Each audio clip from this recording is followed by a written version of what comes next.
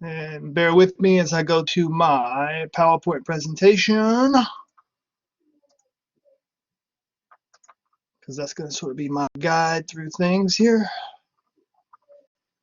Okay, so I want to go over a few announcements. All right, so just a reminder that your pre-lab on the digestive system will be due on Friday at midnight. The functional anatomy of the digestive system is what we're covering this week, and therefore you need to have your pre-lab done. You should also watch the presentation on the digestive system that's provided by another A&P instructor, Brian Stevens, where he goes over the digestive system. You know, if you have a very good understanding of the anatomy of the digestive system, I don't know how relevant that presentation actually is, since we're covering that in lecture. So that'll be up to you, in all honesty. But do the pre-lab, and most importantly, use those Quizlets to work on learning the anatomy, because those Quizlets are substituting what you would be getting in the lab and in the learning lab. So that's where you're actually learning the material that you're going to be tested on in 2 weeks when you have your last practical. Also, there is a lab quiz on anatomy of the heart and anatomy of blood vessels that is currently open, and that will close on Friday.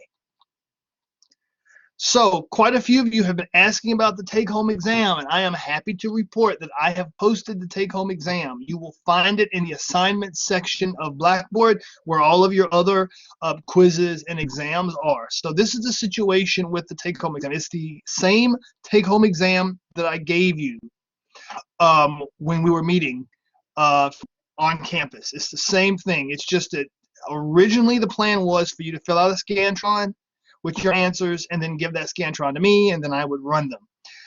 Because we're no longer meeting face-to-face and we're online, I had to put the take-home online. So it's the same questions. They're in the same order. The only difference is you'll be keying in your answers online rather than on a Scantron, which you then give to me. Now, the take-home exam, you can open it and go into it as often as you like. So typically on your quizzes and your exams that are on Blackboard, once you go in them, if you exit, you can't get back in them. You can't like save your work and then come back in later for obvious reasons. I don't want people, going studying and then coming back. Take-home exam is not this. That's not the situation. The take-home exam, you can go in, you can save, you can answer some of the questions or just one question and then close out and leave and then come back and add more. So you can re-enter the take-home exam as often as you like. However, you do not want to submit the take-home exam until after you have completed all the questions, because let's say you don't complete all the questions and you submit your take-home exam. For you to then answer the questions that you forgot or for whatever reasons didn't answer, you'll have to basically key in all 60 questions again. You can take the take-home exam as often as you like, but once you submit it, if you want to make any changes, you have to resubmit all of your answers, right? So if you I don't know, forgot to answer the last question and you submit the take-home exam, you have to go in and re-enter all 59. So you don't want to submit until you are done. And so submit as often as you like, but you don't want to have to re-enter everything. And the take-home exam will be due May 8th at midnight, right? That's a week more, later than it was originally due, since we basically pushed the semester back a week. Okay. Any questions about any of those announcements? Okay, let's talk about your next module, which is not module 4. It's supposed to be module 14. The respiratory system. Okay, so as usual, your homework is going to be due this time next week. Basically, make sure you look at all of the screencasts, complete the self-tests, complete the wiki. Okay, so nothing new there. The quiz on the digestive system will open today at the end of class, and it will remain open until Sunday at midnight. So make sure that you complete that quiz by Sunday at midnight. Also, next week is your last lab. You'll have a pre-lab that's due on the respiratory anatomy on Friday. And then, of course, you'll have a quiz on this week's material, which is the digestive system. But next week is our last lab. So the semester is quickly coming to an end. Okay, let's go back to the Kahooted. Are there any questions? Any questions at all about any of that? Okay, let's go to our Kahoot.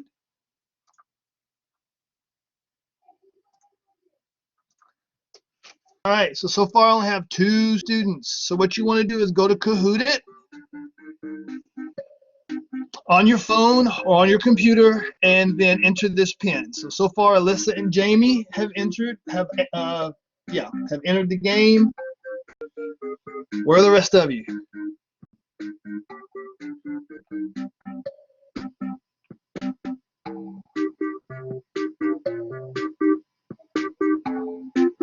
All right, Logan has entered the game.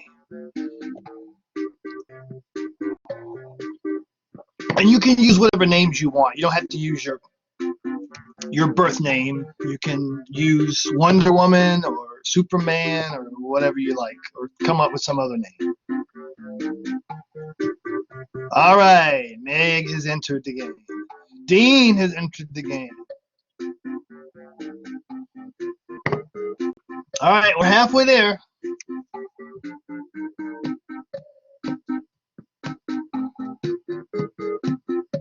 All right, Charmaine has entered the game.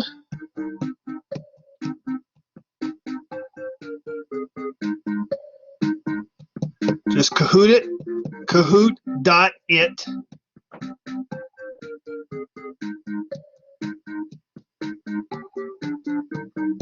All right, Montserrat has entered the game. Emily has entered the game.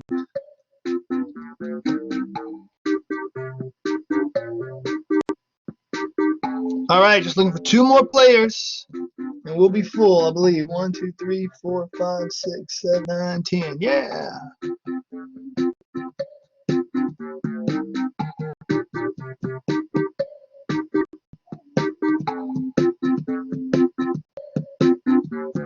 Okay, so while we're waiting for the final 2 students to enter the game, I thought what I would do is have this Kahoot that will cover the overview of the digestive system, the oral cavity, the pharynx, and esophagus. Now, none of you indicated that was a muddiest point. But before we move on to the stomach and the small intestine, which where most of the muddiest points were indicated, I wanted to make sure that we, just make sure we had a understanding of the first 2 screencasts, right?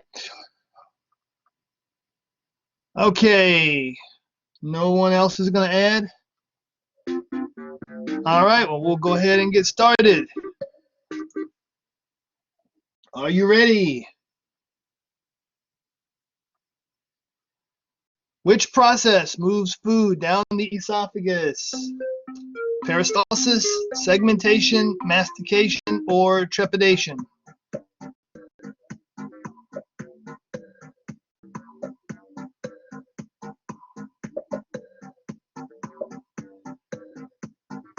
Three seconds.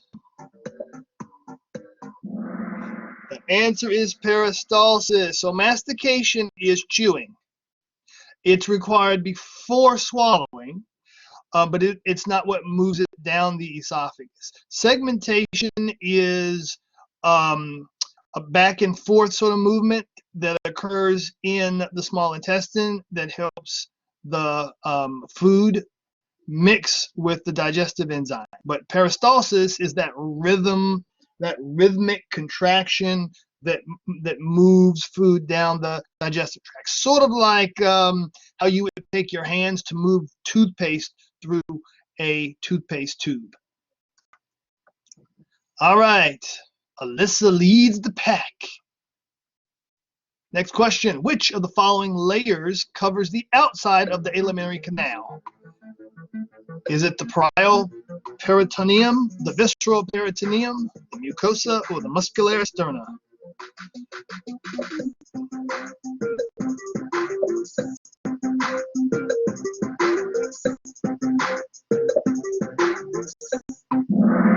All right, the answer is the visceral peritoneum. Well, I only had 3 people answer that. What's up? All right, Alyssa still leads the pack. Question number 3, chemical digestion of which type of nutrient occurs in the oral cavity? Which nutrient? Come on, everybody should answer by the time this is up. Right? Even if you're not 100% sure, that's all right. You can't lose points on this. I got 4 answers. Come on. The answer is carbohydrate. So carbohydrate digestion is the only chemical digestion that occurs in the oral cavity. Protein occurs in the stomach. Lipid digestion starts in the small intestine, and vitamins are, if they're digested at all, that will occur in the small intestine as well. All right. Oh, Jamie has risen to the top, followed by Emily and Alyssa. All right. Which of the following is the throat? Right? So what's another name for the throat? Is it the voice box, the esophagus, the larynx, or the pharynx? Name for the throat.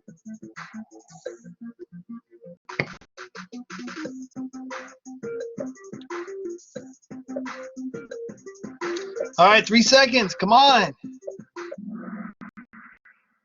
The answer is the pharynx. That is correct. So the larynx is your voice box. So, larynx, voice box are the same thing. Your esophagus is the tube that starts after your pharynx that sends food specifically to your stomach. Prior to that, you have the pharynx, which connects the oral cavity to the esophagus. The pharynx is part of both your respiratory system and your digestive system because it's a common pathway for both food and air. However, it's at your larynx where the two split, and food goes down the esophagus and air enters the larynx, and you have that little epiglottis there that closes when you swallow to make sure that food doesn't enter your larynx, because that can cause you to choke, potentially to death, and that would be bad. All right, Dean has risen to the top now with a commanding lead. All right, the rest of you got to go get Dean. He's strutting his stuff. All right, which type of epithelial tissue lines the oral cavity, pharynx, and esophagus? Which type of epithelial tissue lines the oral cavity, pharynx, and esophagus? Oh, nobody has answered. Oh, we got one answer in.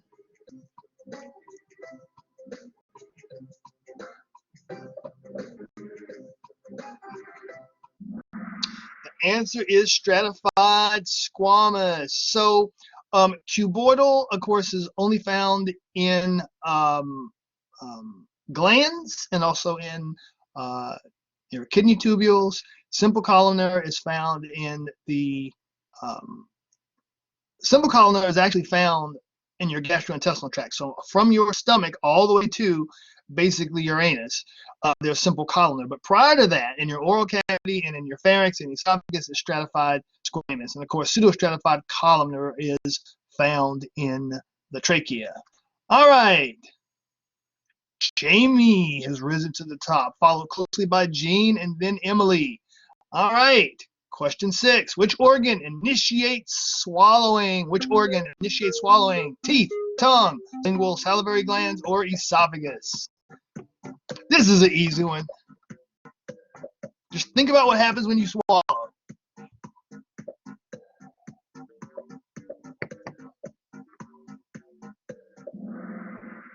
All right. Looks like everyone answered this one. Tongue, correct. That's the organ that initiates swallowing. When you push food to the back of your mouth or oral cavity, that's what initiates swallowing. Very good. And Jamie keeps the lead, followed by Dean and then Alyssa. All right. Number 7, gastroesophageal reflux disease, also due to GERD, is caused by a dysfunction in peristalsis, epiglottis, oropharynx, or the lower esophageal sphincter.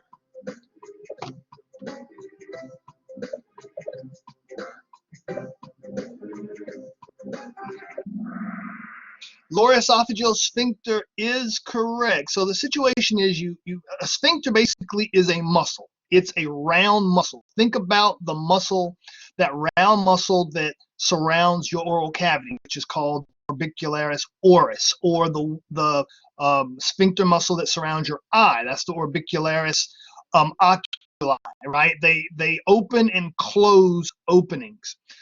Around the opening to your stomach is the lower esophageal sphincter. It's also called the cardioesophageal sphincter because basically it sits between the cardia of the stomach and the esophagus, and it controls what enters the stomach from the esophagus. Well, what's supposed to happen is when you swallow and food moves down the esophagus, it temporarily relaxes and allows food to enter the stomach, but then it should close after that and prevent regurgitation of the stomach contents up into the esophagus. However, if it doesn't close tightly, it allows reflux or the regurgitation of the contents of the stomach into the esophagus, which is, stomach acid. It's very acidic, and so it causes pain and it can erode the lining of the esophagus, and that's what gastroesophageal reflux disease is.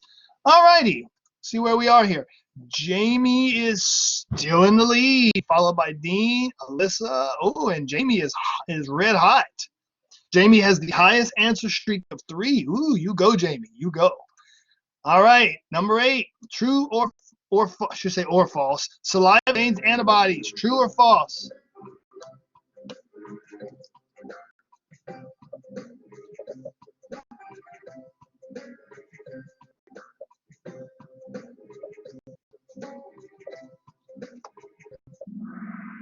The answer is true. It does contain antibodies. Those antibodies help kill bacteria that, or even viruses that may be ingested along with the food that you eat.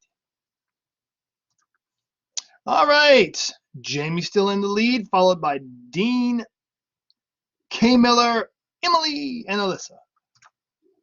9 of 10. Which of the following is involved in mastication? I told you what mastication is earlier. Let's see if you remember.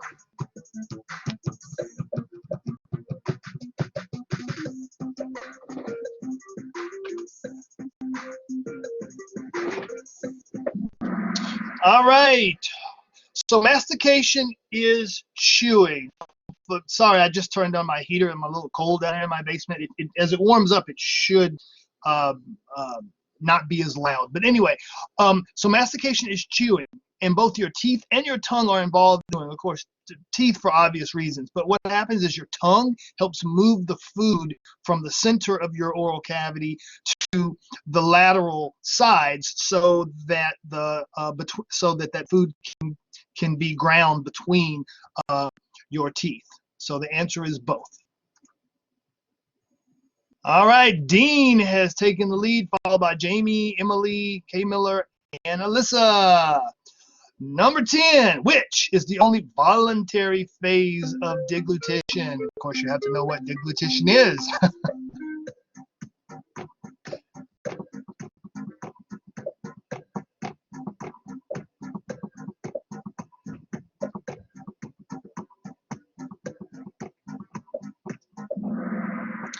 All right, answer is buccal. So deglutition is what? swallowing, right? It's just simply the act of swallowing, and there are 3 phases. The first phase, which is voluntary, is the buccal phase, and that's basically that phase consists of you voluntarily taking your tongue and forcing food to the back of your oral cavity. After that, from then on, your body pretty much takes over, and that initiates the pharyngeal phase, where your uvula moves and seals the opening to your nasal cavity so that food doesn't pass up into your nasal cavity, and then the food moves into your pharynx or throat. Eventually it reaches the laryngopharynx, and also what I should have said is during the pharyngeal phase, the epiglottis closes, the upper esophageal sphincter opens, and then as the bolus moves through the pharynx, it then enters the esophagus, and that starts the esophageal phase, which ends when the cardioesophageal sphincter or the lower esophageal sphincter opens and then allows the food to pass into the stomach. But both the pharyngeal and esophageal phases are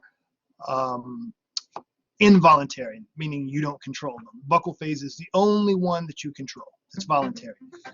All right, so to the podium. Emily in 3rd place. Jamie in 2nd place. And there can only be one number 1. It is Dean. So congratulations.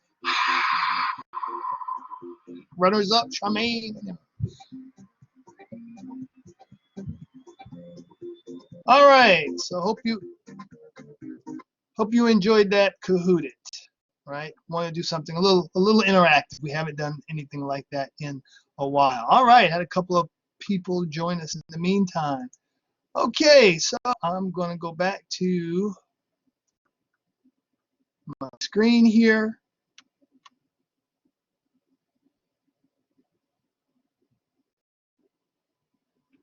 Okay, so we're going to start our discussion today, starting with the stomach. And the reason why I want to start with the stomach is, mainly because that's where most of you indicated your muddiest points, right? So basically, as we went through the digestive system, the module was, the screencasts were set up that basically they would cover the digestive system in the order that food would move through the digestive system. So the first screencast was overview of the digestive system. Then the second was oral cavity, pharynx, and esophagus. Then the third was stomach. 4th was anatomy of the small intestine. 5th, the digestive physiology of the small intestine, and then we ended with the large intestine. There were few, if any, I think there was 1 muddiest points on the oral cavity, but otherwise there weren't any, but there were quite a few in the stomach. So we're going to start here with the stomach, and you can see here there are lots of muddiest points. They're pretty much all over the stomach, all over the learning objectives. And so I'm going to lecture on the stomach and then take a step back and open up the floor for questions. But before I do that, I want to take a moment to get some feedback from you. So right now, I have a question for you, and I want you to respond by using the chat feature of the Blackboard Collaborate, right? So when you hear the word stomach, or I say the word stomach, right now I want you to type into the chat the first word that comes to your mind. When you hear stomach, first word that comes to your mind. Type it in. Go. Really, go.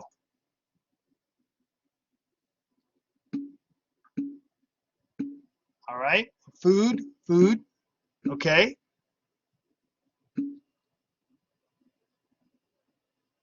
Right. Probably of all the different components by digestive system, our stomach is the one that we are the most familiar with. My guess is that, and yeah, and typically when you think of stomach, you think of food because you know that's where your food goes as soon as you swallow it. My guess is before you started this module, you were under the impression that most digestion occurs in the stomach. My guess is that you thought that stomach acid, that its function was to digest food, and you were probably surprised to learn that that was not the case. The function of stomach acid is to kill bacteria, not so much digestion, although it does, does aid digestion, but that's not its main function. Okay, cool. So let's jump in here. So here are our learning objectives, and there were, and the muddiest points were pretty much all across these learning objectives. So this is what we're going to do. We're going to summarize the overall function of the stomach. We're going to describe in detail the processes of chemical and mechanical digestion in the stomach. Talk about how it occurs. We're going to explain the function of intrinsic factor, list substances absorbed in the stomach, because there are not many, but there are a few, and describe how the activity of the stomach is controlled both by the nervous system and through hormones. And then we're going to explain the cause and treatment of most ulcers in the stomach, and describe the process and causes of vomiting, something that all of us, unfortunately, are familiar with. Okay, so I did notice that someone mentioned storage was the very first thing that came to mind when Alyssa indicated storage was the very first thing that came to mind when she thought about the stomach. And yeah, I mean, pretty much that's what the stomach does. The stomach stores our food. We don't graze all day, all right, unless you have like candy or something at your desk and you eat it all day. We pretty much have periods of fasting and periods of feasting, right? We sleep at night and we're not eating anything. Then we get up in the morning and we have like a big breakfast, or maybe not even a big breakfast, but we go from no food to a decent amount of food. Then we go do something until around noon or whatever, and then we have lunch. And then we don't eat anything for a while, then we have dinner. So we have we don't eat small amounts all day long. We eat relatively large amounts a few times during the day. The function of the stomach is to store that food as it comes in to our bodies, and then slowly meter that food to the small intestine, which is where most digestion and absorption occurs. The small intestine could never handle the amount of food that we consume at one time. It would just overwhelm it. It wouldn't digest it completely, and we wouldn't absorb all the nutrients that we need. So the function of the stomach is to store that food as we eat it, and then to slowly meter it out to the small intestine. It's sort of like, and we haven't got to the urinary system, but it's sort of like the bladder in reverse. Your kidneys produce urine all day, continuously, 24/7, and it's stored in the bladder until it's an appropriate time to void, right? If we didn't have a bladder to store urine, and we would just leak urine all day, and we wouldn't be able to wear pants or shorts or anything really, right? So the stomach is sort of like the bladder in reverse. It's slow. It receives large amounts of food at one time, and then it slowly meters that food to the small intestine. Okay. So it's a temporary storage for ingested food, and it slowly meters that to the small intestine at a rate that the small intestine can handle it and completely digest everything that's digestible. There's mechanical digestion, meaning that large particles are broken down into small particles. What enters the stomach as a bolus, which is just a wet mound of chewed food, leaves as chyme, and chyme is described as sort of like a thick heavy cream consistency, right? So the mechanical digestion turns a bolus into chyme. Now, is there some chemical digestion that occurs in the stomach? Yeah, not a lot, but there's a little in terms, and that comes in the form of proteins being digested into polypeptides. We'll talk about shortly. Food can remain in the stomach anywhere between 4 hours and 6 hours. It really depends on the person, depends on the makeup of that food, how much was consumed, that sort of thing. Now, certainly some things will move through faster, right? If you drink water or a liquid at the same time consuming burger and fries, certainly the water is going to move through faster than the burger and fries will. Okay.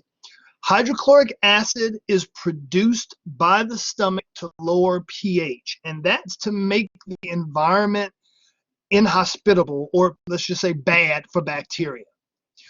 Without hydrochloric acid lowering the pH of the stomach contents, the stomach would basically be a big petri dish. It would be the perfect environment for bacteria to grow.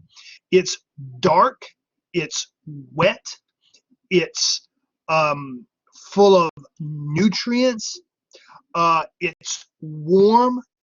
You can't imagine a better environment for bacteria. So to prevent that, cells produce hydrochloric acid to lower the pH so that the bacteria can't grow.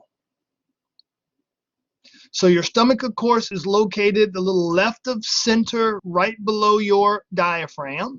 All right, so here's the stomach here.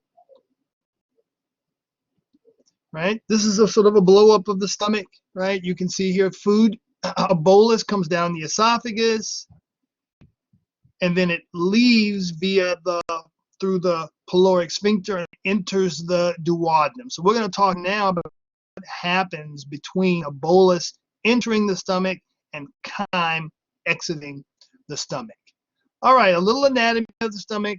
Of course, in lecture, we focus on physiology, but it's always helpful to understand physiology by looking a little bit at the anatomy. So this is the cardia of the stomach. It's called the cardia of the stomach because it's very close to your heart. This is the fundus. This is the body, which makes up the majority. So the body would actually include all of this. It's the majority of the stomach. And then you have the pylorus here, where it narrows. And then you have this pyloric sphincter, another round muscle that basically controls the exit of chyme from the stomach. Consistent with all of the digestive tract, you have the Muscularis Externa, which contains the smooth muscles. However, in addition to the longitudinal and circular layer of smooth muscles, which you have on the rest of the gastrointestinal tract, there is a third layer called the oblique layer, because you have this third layer of obliquely running muscles that helps churn the contents of the stomach.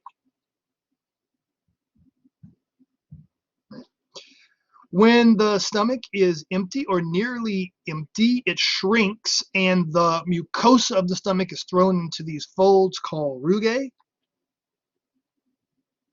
We're going to focus on the mucosa because the mucosa contains all the cells that produce all of the different substances which we collectively call gastric juice. So here's the mucosa.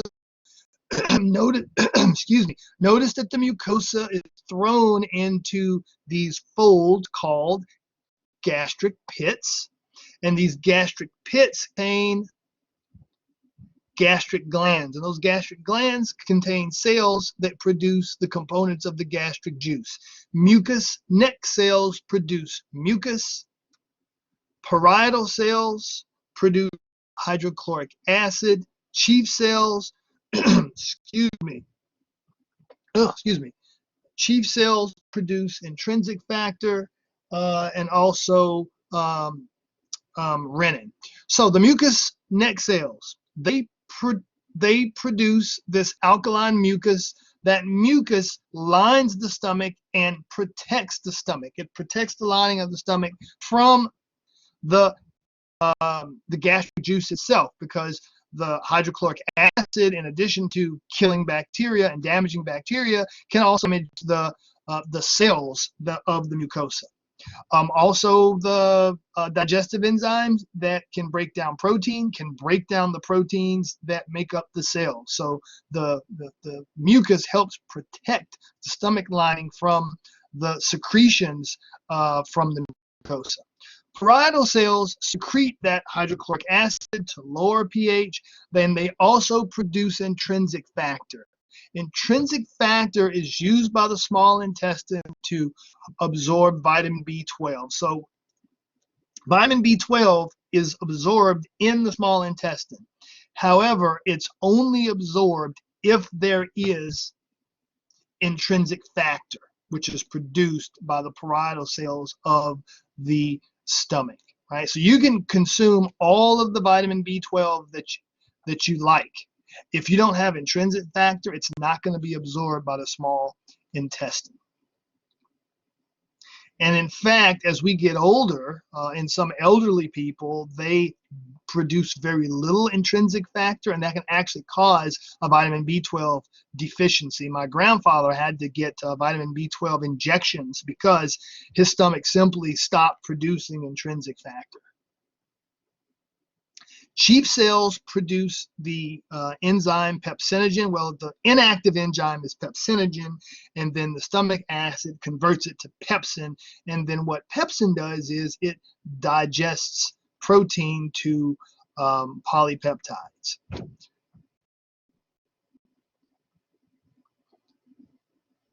Okay, so as I mentioned, the hydrochloric acid activates the pepsinogen and converts it from pepsinogen, which is the inactive form, to the active form, which is pepsin. And pepsin breaks protein down to polypeptides.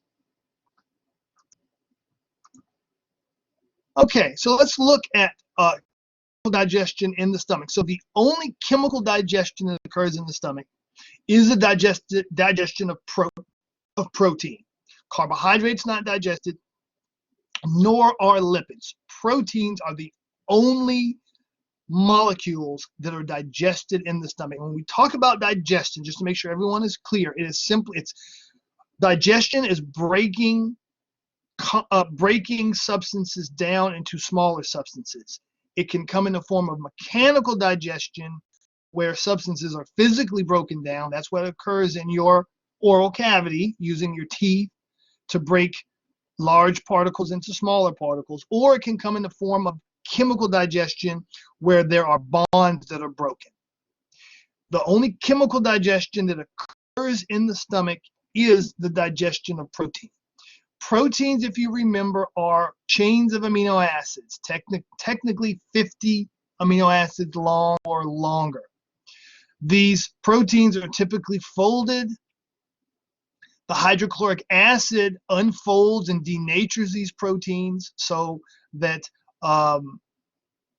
they move from a folded conformation to a more unfolded structure, and then that allows pepsin to come in and break bonds between these amino acids, and so you get shorter chains of amino acids called polypeptides.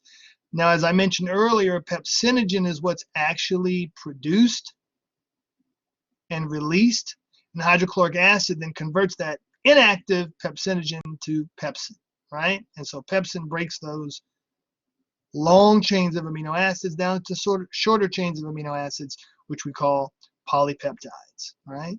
And Pepsi Cola is actually named after pepsin. Now, you have to remember, way back when you had a new product to sell, right? You couldn't just say, "Oh, it tastes good," or "It makes you look sexy," right? A lot of the products today, that's how they're sold, right? No one talks about how good Pepsi or Coke tastes, right? It's all about how cool you look or that sort of thing. But way back when, it was all about, oh, the medicinal properties, right? It makes you feel better, or it helps helps with digestion. And so Pepsi was very likely marketed as something that would help help you digest your food, help your stomach feel better, and all that kind of stuff.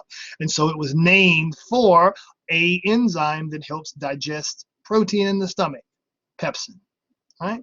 So again, this is the only chemical digestion that occurs in the stomach, where proteins are digested into shorter chains of amino acids called polypeptides by the enzyme pepsin.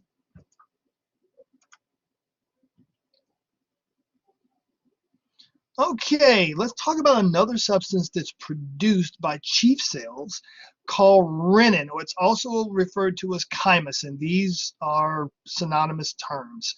What chymosin or renin does is in infants and newborns who are primarily getting nutrition through milk, it basically curdles the milk. It coagulates the milk in the stomach. This prevents the milk from moving through the digestive tract too quickly.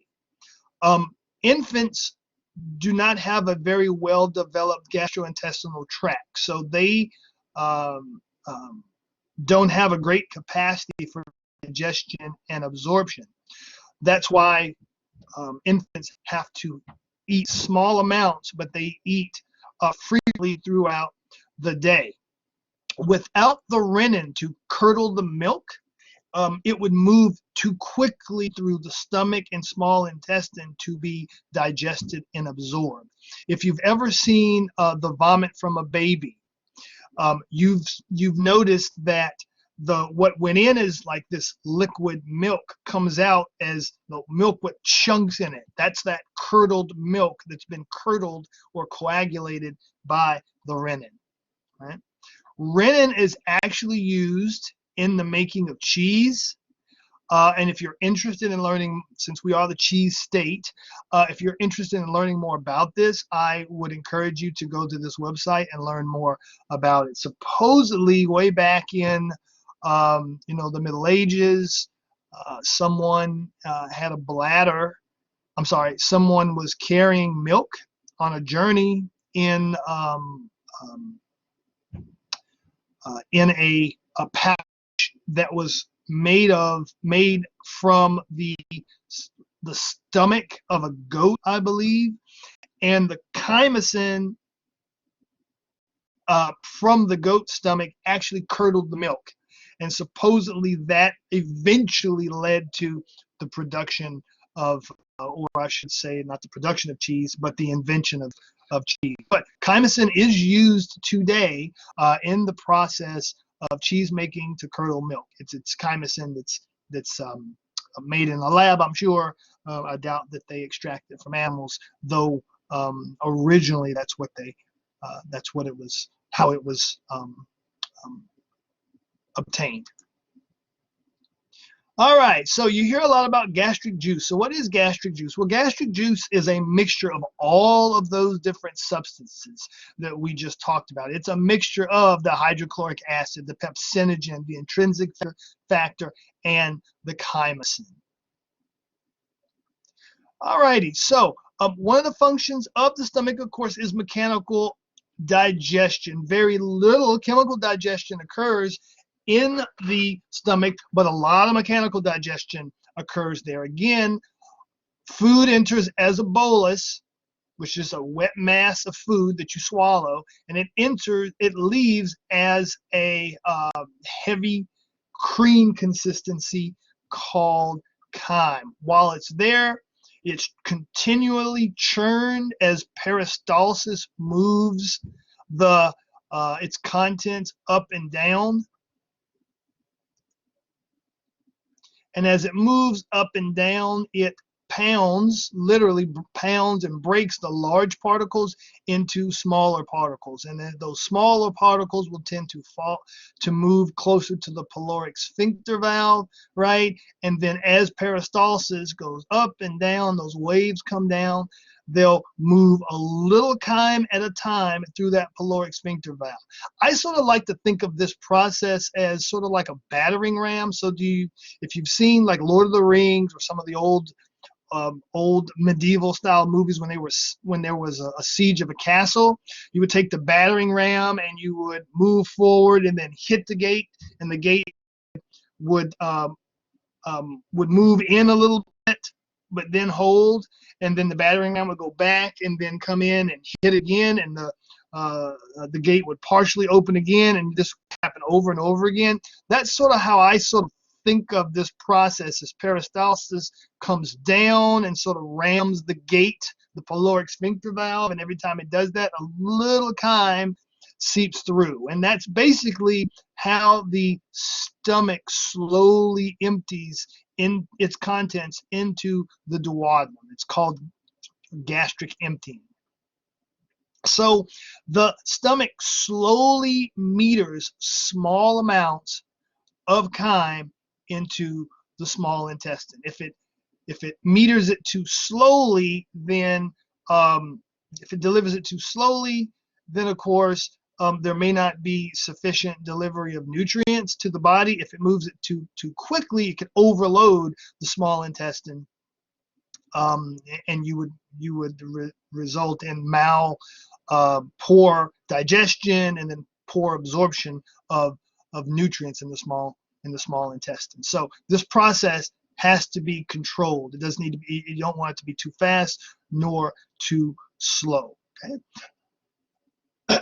So there's very little absorption that occurs in the stomach. The stomach is basically a storage unit, right, for storing food and breaking it down mechanically and then slowly delivering it into the small intestine. However, there is some absorption that occurs in the stomach. There is absorption of water. There's also absorption of alcohol. One of the reasons why, for those of you who have consumed alcohol, you probably realize that the effects of that alcohol are more pronounced when you have an empty stomach, because it is absorbed quite quickly in the stomach with the absence of other things there. There are also some drugs, such as aspirin, that are absorbed in the stomach as well. But there's not a lot that is absorbed in the stomach. So how are these processes regulated? How is the activity of the stomach regulated in terms of the secretion of gastric juice, as well as the churning and the mechanical processes of digestion? Well, there's neural control and there's also hormonal control, and this is true of the digestive system as a whole. Let's look at the neural control. Do you remember the vagus nerve? Well, the vagus nerve carries parasympathetic nerve fibers, and those parasympathetic nerve fibers basically control the activity of the entire digestive tract, but we're talking specifically about the stomach. So what can impact that parasympathetic activity? Well, you can see food, you can smell food, you can taste food. It can cause your stomach to produce gastric juice. It can cause your stomach to start churning, right? I mean, how many of us have smelled food or thought about food and our stomach starts to move? And that's through that vagus nerve of the parasympathetic division. So the parasympathetic division controls the activity of the stomach. So here we have the stomach here, right, emptying into the small intestine, the duodenum specifically. How is this gastric emptying controlled? Well, remember, we want the stomach to deliver its contents into the small intestine, but we don't want that process to occur too slowly, nor do we want it to occur too quickly. So there is this reflex. It's a autonomic reflex, so it's not under our control, called the enterogastric reflex. It's basically initiated by the filling of the duodenum. So there are stretch receptors in the wall of the duodenum, so that when the duodenum is filled, those stretch receptors send sensory input via the vagus nerve that causes that pyloric sphincter to close and remain closed, so that prevents further gastric emptying. We don't want to overload the duodenum, so this mechanism allows for gastric emptying to stop when the duodenum is filled. As the duodenum empties, then those stretch receptors are less stimulated, and so the pyloric sphincter will relax again and allow delivery of additional chyme. So this prevents the small intestine from being overloaded. All right, so that's the neural control of stomach activity. Let's look at the hormonal control of stomach activity. Located in the mucosa of the stomach, in these gastric glands, we also have what are called G cells, and these G cells produce a hormone called gastrin. And what does gastrin do? Well, gastrin causes the other cells of the gastric glands to secrete substances into the lumen of the stomach, right? So it's, oh, I'm sorry. Let me go back, right? So it's going to cause the parietal cells to produce hydrochloric acid and intrinsic factor. It's going to cause those chief cells to produce the renin. Basically, it's going to stimulate the production of the gastric juice. Okay, so now that we've talked about how the activity of the stomach is regulated, let's talk about ulcers. So I'm sure everyone here has heard of ulcers. Probably you've been told that ulcers are caused by stress. That actually is not true. Ulcers are caused by a bacteria, at least most ulcers are caused by a bacteria called Helicobacter pylori. It can be consumed in contaminated food. Basically, it infects the lining of the stomach. There's a reduction in the production of mucus at the location where it's infected, and then there can be damage to the lining of the stomach by the gastric juice itself. Bacteria hide in the mucosa. They produce toxins. Those toxins damage and cause inflammation to the mucosa. Because this is, and here's just a picture of ulcer right here. Because ulcers are caused by a bacteria, they are treated with antibiotics. They're also treated with medication to reduce the production of stomach acid as well. Okay, but the treatment for an ulcer are antibiotics and medications that reduce the secretion of stomach acid by the parietal cells. It's not treated by just reducing your stress, because that's not what causes ulcers. All right, let's talk a little bit about emesis, or vomiting. Right, vomiting occurs when you basically have peristalsis in reverse. You know, typically those rhythmic contractions of the stomach move from superior to inferior, or from, say, the cardia to the pylorus. However, when they go the other way, you get vomiting, where the food content of your stomach is moved out of the stomach, up your esophagus, through your pharynx, through your oral cavity, and then to the outside world. Okay, right? Some of the things that can cause that is if there's some like contamination in the food that you consume. The defense mechanism of your body is like, hey, if there's something that you've consumed that's contaminated, let's get rid of it. Or if you consume too much of something that's potentially toxic, which is what sometimes happens with alcohol. Some people who overindulge, they consume too much alcohol, and again, the body's reaction is, well, if this is going to hurt us, let's get rid of it, right? And so one vomits, or we have peristalsis in reverse. All right. This, of course, is controlled by the medulla oblongata. So if you've had some bad memories that have involved vomiting, you can thank your medulla oblongata for that.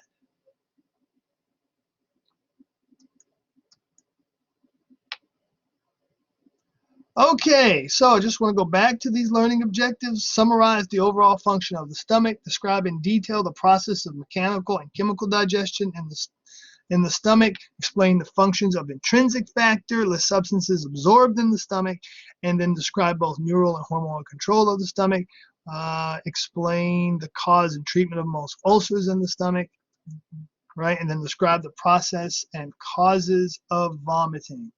So at this time, are there any questions on this material? I'll open the floor up for questions.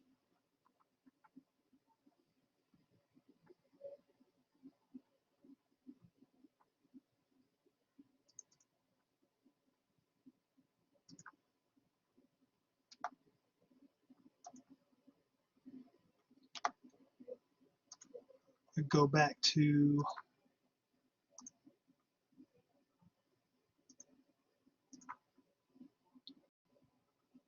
okay, well, oh my goodness. If there aren't any questions, we'll move on to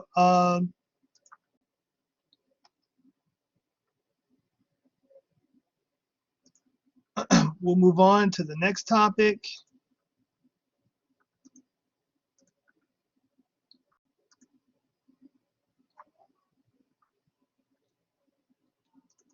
Which will be the small intestine. But before I do, I just want to do a sort of a brief sort of overview of the digestive system. And I'm basically going to follow the path that food takes. Okay, so from oral cavity to anus, right? So food is ingested into the oral cavity. That means it's brought into the digestive tract, into the oral cavity. The purpose of the oral cavity is simply to condition that food and put it into a form that can be swallowed, right? So a bolus is formed, which is a wet mass that can then be swallowed. And when we say swallowed, we mean it passes from the oral cavity into the pharynx or throat, down the esophagus, and into the stomach. In the stomach, we're going to have mechanical digestion, a little chemical digestion in the form of protein to polypeptides, but not much. And it's basically held there so it can be slowly metered to the small intestine.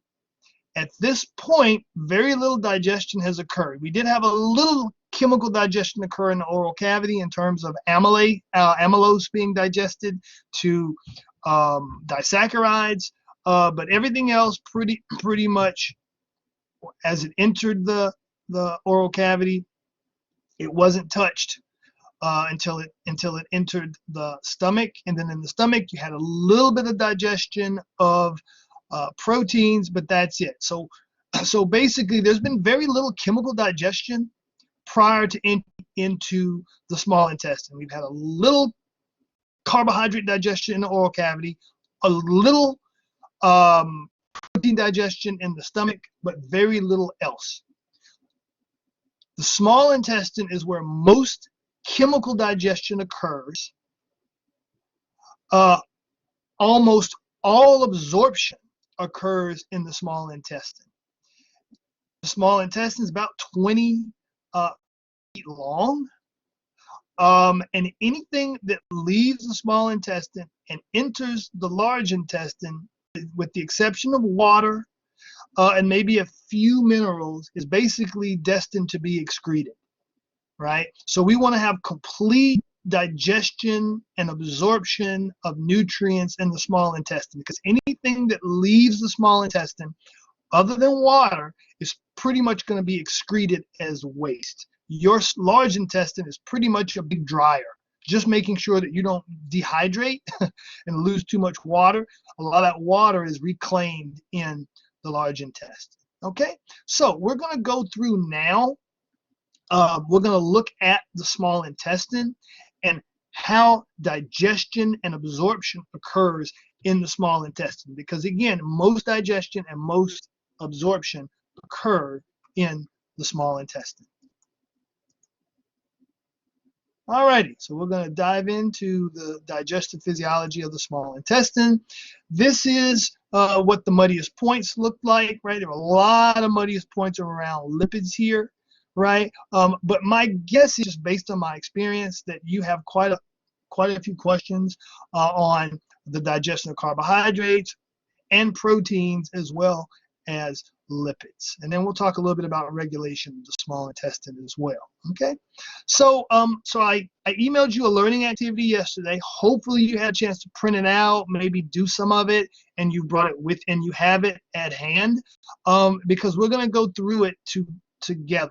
Okay, so basically in this screencast on the digestive physiology of the small intestine, we're looking at how are the major nutrients, that is carbohydrate, protein, and lipids, how are they digested and how are they absorbed? And so for each of those nutrients, you're basically asked in this learning activity to determine the following. First of all, you have to remember what each of these nutrients are, right? Like, what is a carbohydrate? What is a protein? What is a lipid?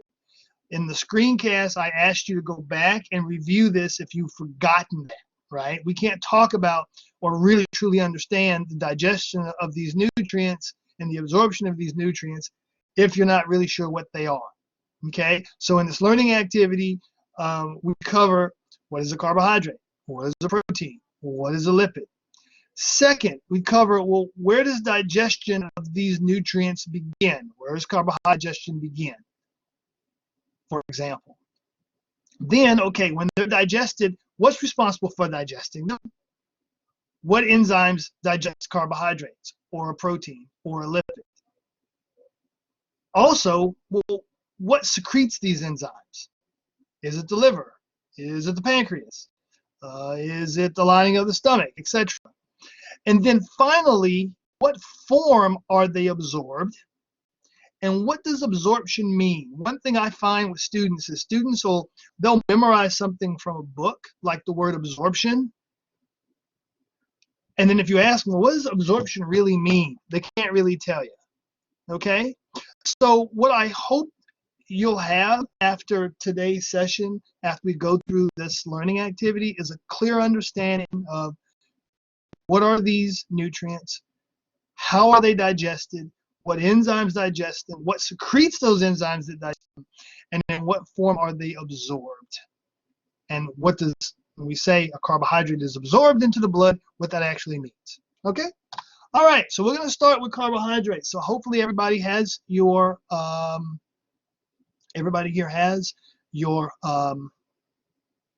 your worksheet with you, and if not, we'll just go on the fly. Okay? All right, and I do want some participation. I don't want to be doing this completely on my own. So let's start filling in this information. All right, so the first question, so our first nutrient we're going to cover is carbohydrates. Okay, now I'm going to ask you for some participation. You can do that by either chatting in your answers, or you can unmute your mic and verbally respond. Okay, what I would ask if you verbally respond is raise your hand, let me recognize you, and then you can unmute your mic so that things are orderly. All right, so carbohydrates. What are some examples of some carbohydrates? Monosaccharides. What are some examples? Okay, glucose, great. Another?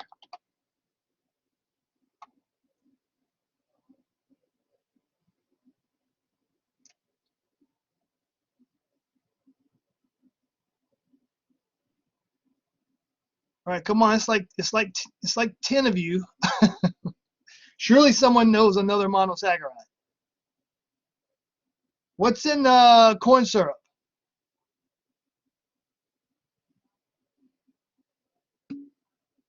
Fructose, very good. Right, cool. All right, what about a disaccharide?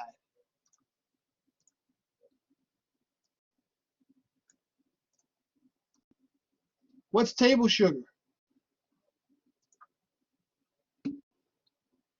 Right, sucrose. Right, oh, lactose. Oop, maltose, very good. See if I can get back in here.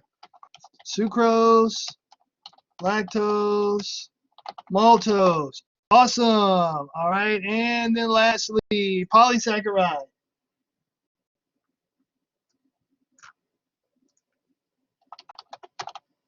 Starch, like amylose, right? Glycogen,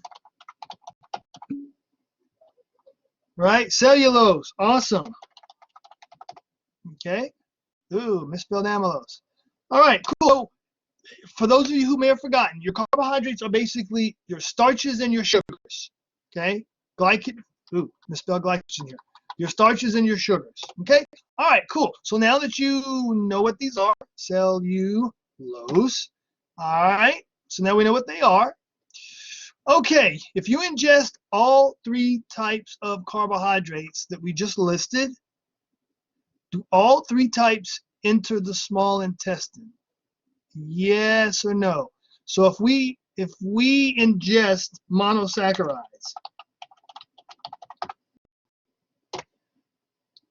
do they enter the small intestine untouched? I'm going to answer this one for you just because of time. The answer is yes, because there's nothing to digest monosaccharides in the oral cavity or the stomach. So if you consume glucose or fructose, it enters the small intestine untouched. What about disaccharides? If you consume sucrose, does it enter your small intestine untouched? The answer to that is yes, because there's nothing to digest it in your oral cavity or your stomach. What about specifically, I'm going to say, the polysaccharide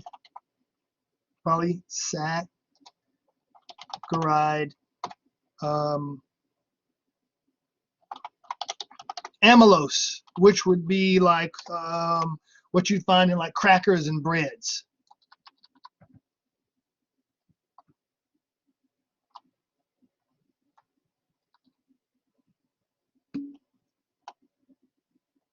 Amylase is the enzyme that digests amylose. Where do we find amylase? Jamie, since you mentioned amylase, do you know where it's found? Or what produces it?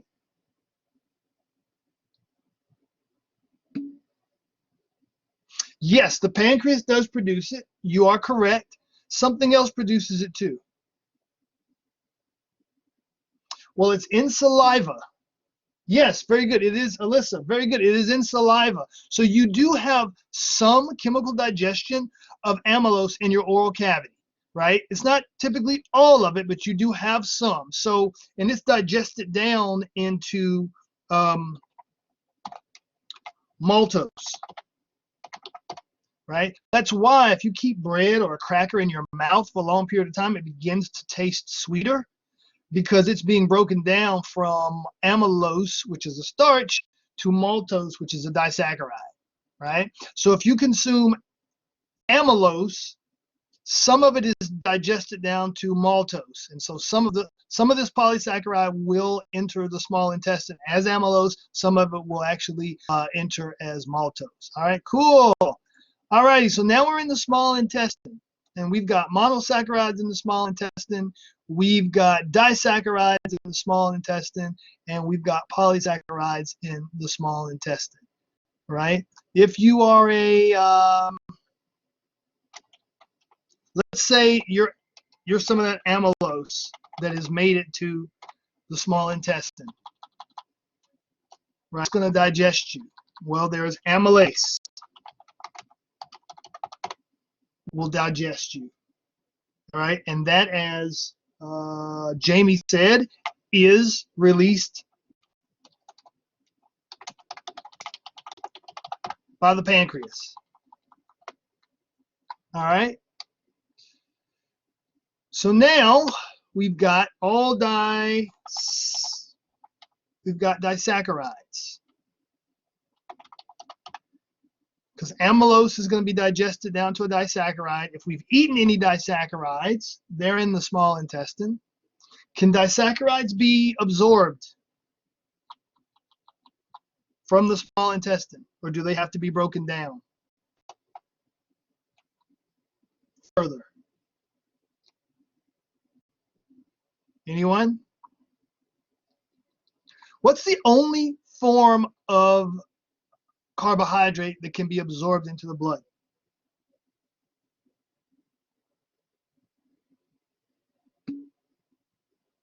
Right?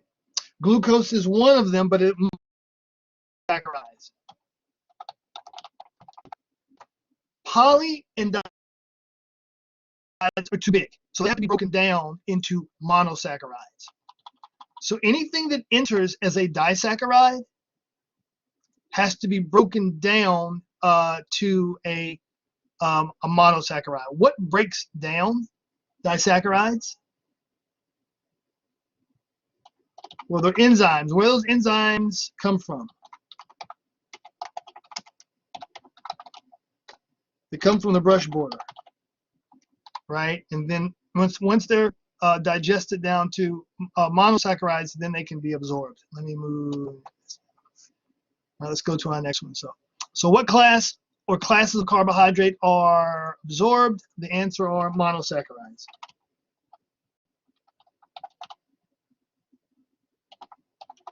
So any carbohydrate that you consume that's not a monosaccharide has to be broken down into a monosaccharide, because that's the only carbohydrate that's small enough to be absorbed. And when we talk about absorption, what do we mean?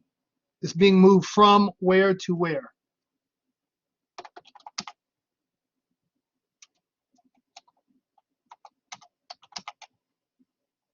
Any thoughts? So when we say a carbohydrate is being absorbed, what does that mean? It's being moved from where to where?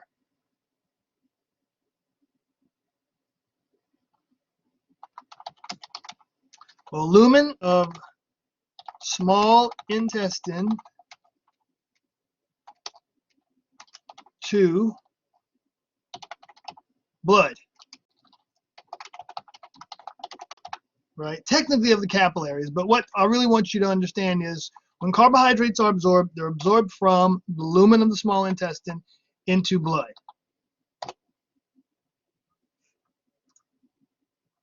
Okay, so this is a figure that I put together. This is from your slides, right? And what I was trying to show here was how carbohydrate is digested. Okay, if you consume amylose, which is, there's amylase, which is an enzyme in salivary in the saliva that will break some of it down into disaccharides.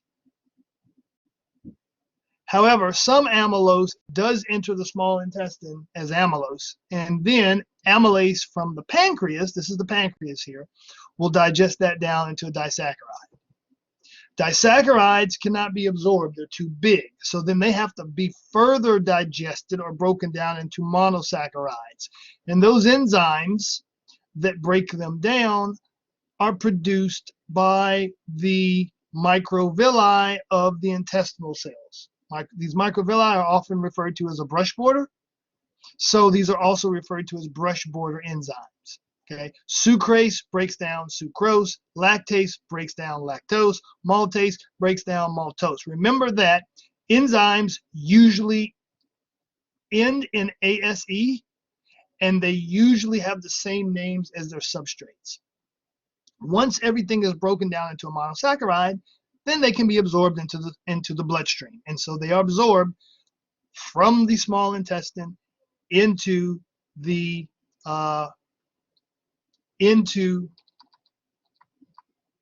bloodstream, right? So a polysaccharide broken down to a disaccharide, and that amylase can be from the saliva or it can be from the pancreas. Once it's broken down into disaccharides, then the enzymes in the brush border break it down to monosaccharides.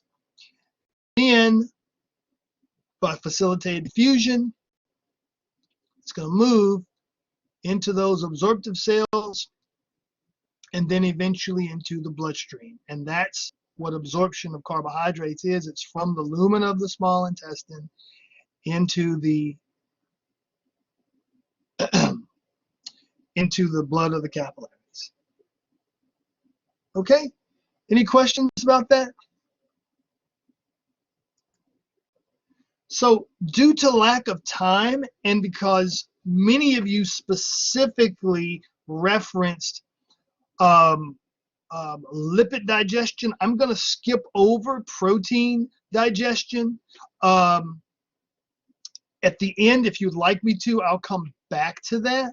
But let's talk about lipid digestion, because that was one where we had a lot of muddiest points. So I want to talk about that right now.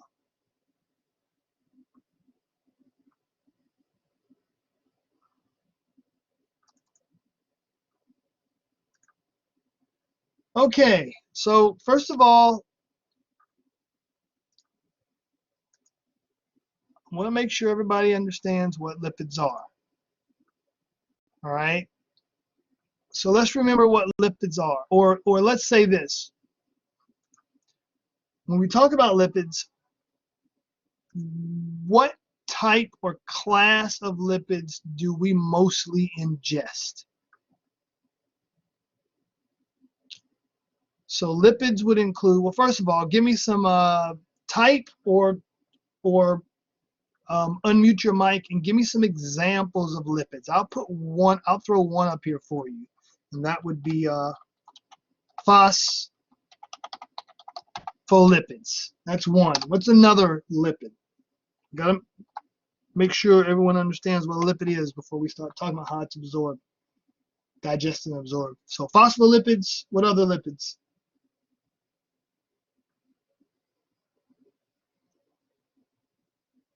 Don't want everybody answer at once. Triglycerides, good.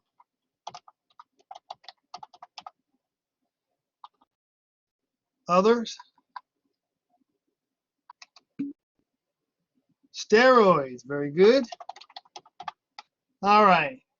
And then you also have the eicosanoids, but I'm not going to worry too much about those, right? And so cholesterol would be an example of steroids that we consume. Vitamin D would be another, right? Of these three, which one do we mostly consume?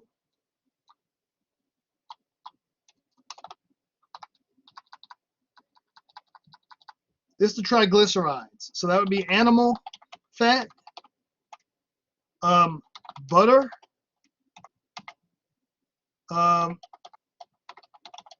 vegetable oil, right? Basically, your fats and oils. So when we talk about lipids in terms of digestion, most of what we consume is fats and oils, all right? Now, in what form do lipids enter the small intestine? If I consume cholesterol in my diet, right, or triglycerides in my diet, are they digested in the oral cavity? Are they digested in the stomach? Yes or no?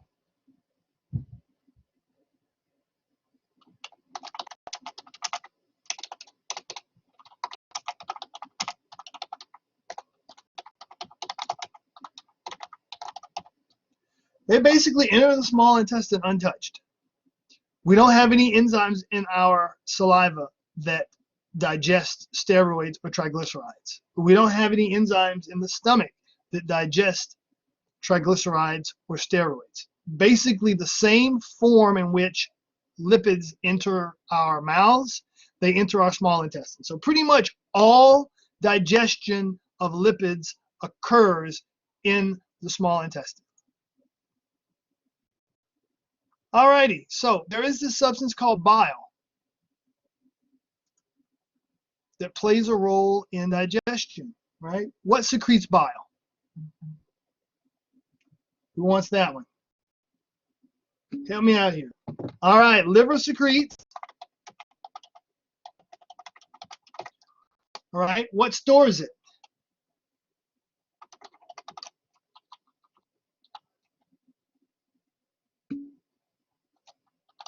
gallbladder, right? So if you're between meals and your liver's producing bile, well, you don't need it because nothing's in your small intestine. So it's stored temporarily in the gallbladder, right? Now let's look at what bile does. So bile doesn't chemically digest oil, fats and oils. What it does is it emulsifies it. So bile emulsifies fat. And basically, that basically means it dissolves fat. Fat, as you know, doesn't mix with water. Well, most of what we consume is water-based, right? And so what will happen is fat would all clump together, and the enzymes would have a hard time breaking it down. So what the bile does is it breaks the big clumps down into smaller clumps. Okay, so this figure here shows, like here, like if we had like a big clump of fat in our small intestine, and these little arrows are supposed to be enzymes, which are going to be chemically break the bonds. They only work on where they interact with the fat. So if you got this big glob of fat, it's going to take forever for those enzymes to digest it. And so what the bile does is it comes and breaks those big globs of fat down into smaller globs. And so we have a greater surface area where those enzymes can interact, and it digests the fat faster. Think of if you had like a big block of ice and you wanted to melt that ice faster. Well, what would you do? You could break it up into smaller chunks. And now you'd have a greater surface area that was being acted on by the air around it, and it would dissolve faster, right? That's pretty much what bile does. Bile breaks the big clumps of fat down into smaller clumps that are then dispersed throughout the small intestine, and then they can be digested faster. So that's what bile does. Okay? All right, so then after the bile breaks those big clumps into smaller clumps, what enzyme then digests the fat? Right, lipase, very good. And lipase produced by the pancreas. Okay, the pancreas, and let's look at the nature of that. All right, so here are triglycerides. If you recall, a triglyceride, three fatty acids, and you have a glycerol molecule here. So glycerol attached to 3 fatty acids is a triglycerol. Lipase basically removes the first and third fatty acid. And so that leaves us with 2 fatty acids and a monoglycerol. All right. And then what happens is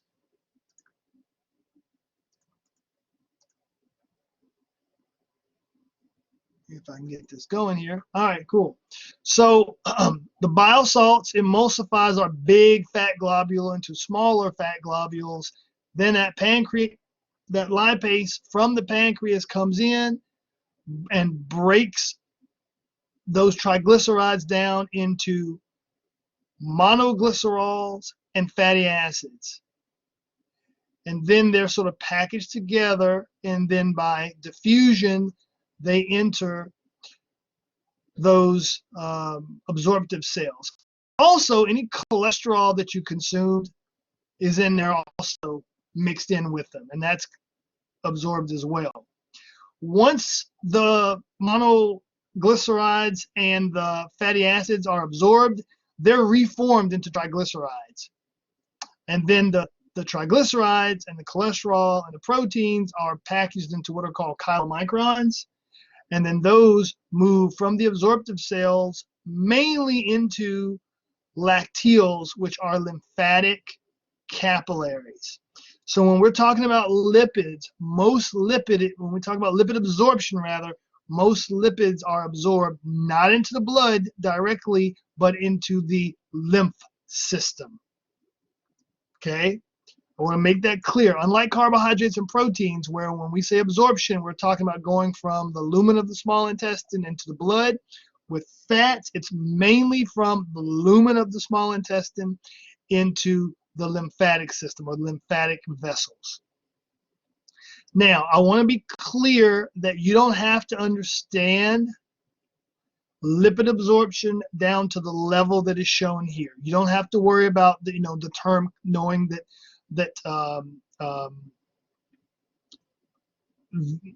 the products of lipid digestion are formed into chylomicrons, and then the chylomicrons move into the lacteals. No. What I do want you to know is that triglycerides are broken down into fatty acids and monoglycerides, and that's what is absorbed into into the absorptive cells and then moves into the lacteals. You don't have to know the details of how this happens. Okay?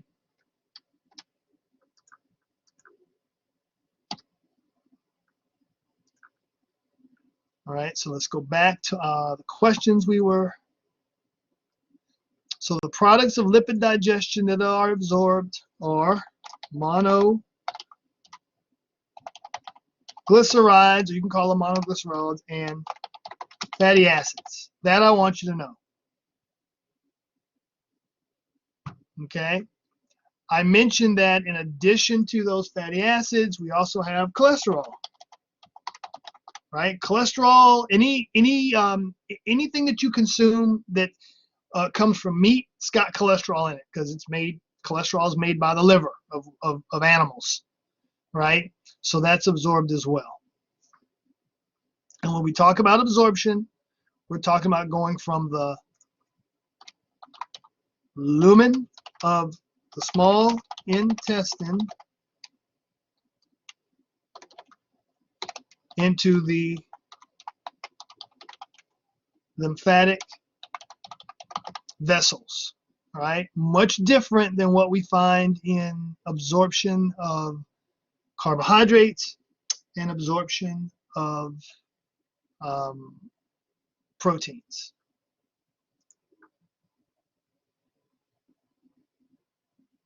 Okay? All right, questions?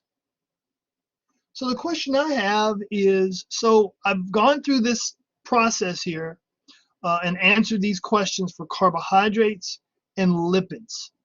Okay, I could do the same thing for proteins. However, I would expect that at this point you'd be able to use your slides to do that yourself. However, if you would like for me to go through proteins here, right, we're well over our time, but I'm willing to do that if you would like. So give me some feedback. Do you want me to continue and discuss proteins, or just open up the floor for general questions at this point?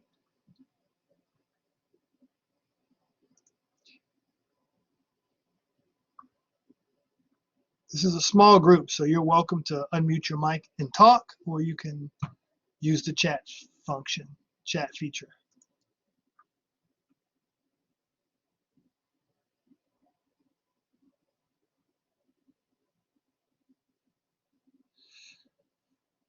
This is the part where you talk or you text or something.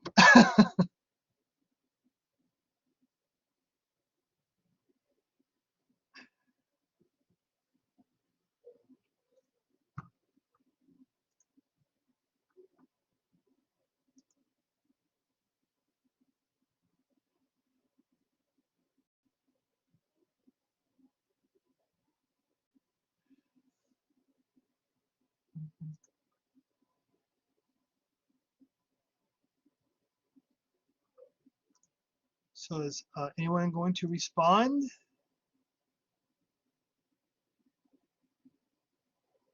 All right. Well, Jamie responded. She left.